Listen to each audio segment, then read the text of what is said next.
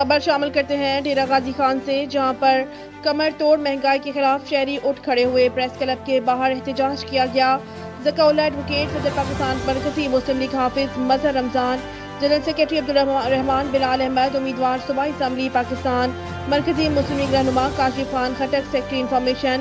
ڈیرہ غازی خان نے پیٹرول، بجلی، گیس اور دیگر چیزوں کی قیمتوں کو واپس لینے کا مطالبہ کر دیا۔ اس وقت کمر توڑتی ہوئی مہنگائی ملک کے اندر ہے۔ حالیہ جو پیٹرولیم مصنوعات کی قیمتیں بڑھی ہیں، 20 روپے فی لیٹر ڈیزل اور پیٹرول، اس سے تو عوام کا بالکل جینا جو ہے وہ محال ہو چکا ہے۔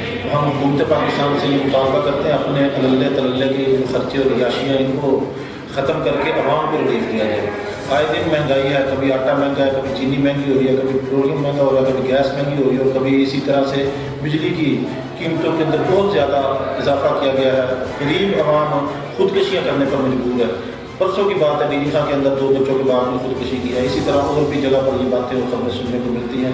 ہمارا حکومت سے یہ پرزور مطالبہ ہے کہ یہ اپنا فیصلہ واپس لیا جائے۔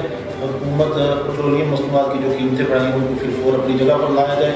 اگر ایسا نہیں ہوتا تو آج یہ مظاہرے ہوئے ہیں، کل کو یہ انشاءاللہ تحریک بنے گی اور یہ تحریک حکومت کو لپیٹ دے گی۔